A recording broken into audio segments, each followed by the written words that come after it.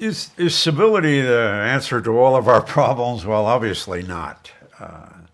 In fact, there are times when civility isn't enough, and we have to go beyond civility. And it really has to do with the fact that we are talking about convicted civility. And there are times that our convictions are such that they simply are not compatible with maintaining a spirit of civility. I mean, I think Dietrich Bonhoeffer was a person who cultivated civility. He knew what the cost of discipleship was. He knew what it was like to be a follower of the Jesus who loved his enemy and all the rest. But there came a point at which he had to decide that being civil to Adolf Hitler was not an adequate solution to the challenges of the day, and that sometimes we just have to say, no, that's enough. You've crossed the line. And that's certainly true. If we really love women, little girls who are being sold into sexual trafficking, civil dialogue with the traffickers, with the people who make a profit, all of that is just not an option for us. And in fact, it was civil dialogue wasn't always an option for Jesus either. There are times that Jesus used very uncivil language, whited sepulchres and all dogs and all the rest.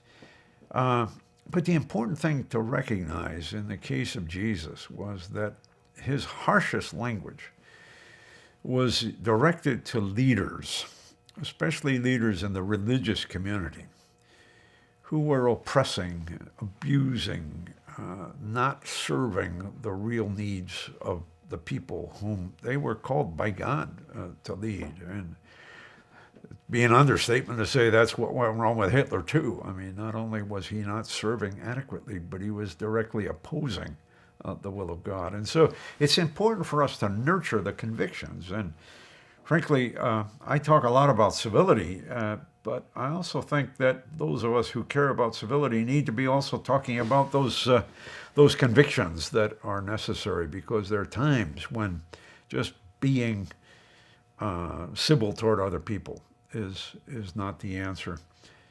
But I've got to say, for those of us with strong convictions, we ought not to make that move too quickly. I think in many ways we have erred more on the side of uncivil convictedness than we have erred on the side of civil unconvictedness. We haven't always been very nice people. We haven't always been very charitable people. And so the underlying thing here, I think, and this gets back to the spiritual formation thing, is that we need to cultivate, and they're two closely related terms, compassion and empathy. Empathy, feeling within, compassion, having sort of passions alongside of people. And to me, that's the underlying, those are the underlying spiritual qualities that we need. And that is a genuine engagement with real people. And if we were living in Nazi Germany, to have that genuine engagement, that compassion, that empathy with regard to suffering Jewish people, suffering Gypsy people, suffering homosexuals in Germany, it would be precisely that would help us to realize that giving civility toward a government that was abusing and persecuting those people was simply not enough. So it all, for me, comes down to that convicted civility really also has to take those convictions seriously, but we need to think about what are the spiritual drives, what are the spiritual reinforcements, what's the spiritual infrastructure for that kind of civility. And for me, it comes down to a real compassion. In my book, I have a chapter entitled Abraham Kuyper, Meet Mother Teresa. I go back to my comments about Kuyper and how much I'm inspired by him. And one of his famous phrases, probably one of his most quoted phrases, is something that he said on the occasion of the founding of the Free University of Amsterdam, which he was the founding leader of. He said, "There's not one square inch of the entire creation about which Jesus Christ does not cry out, 'This is mine, this belongs to me.'" I love that.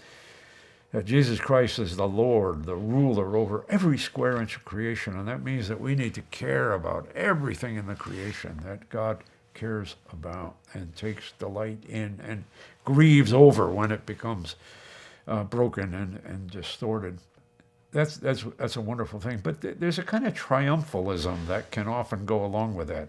Every square inch of creation belongs to Jesus Christ, so let's go out and conquer those square inches.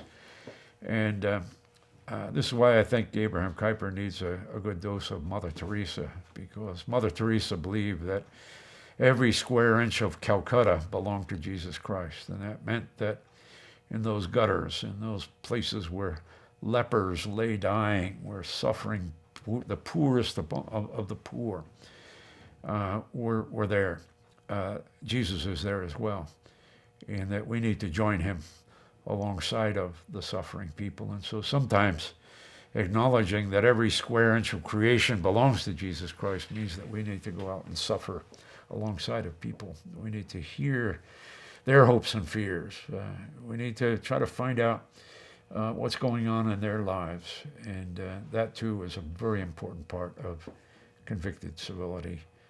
So my prayer for all of our organizations that are committed to serving the cause of the gospel of Jesus Christ is that we will take the gospel, the good news, very seriously. And the good news is that Jesus Christ came into the world not only to suffer in ways that we are not required to suffer, taking on the burden of our sin and guilt, but also that he came into the world to suffer in the ways that we do suffer.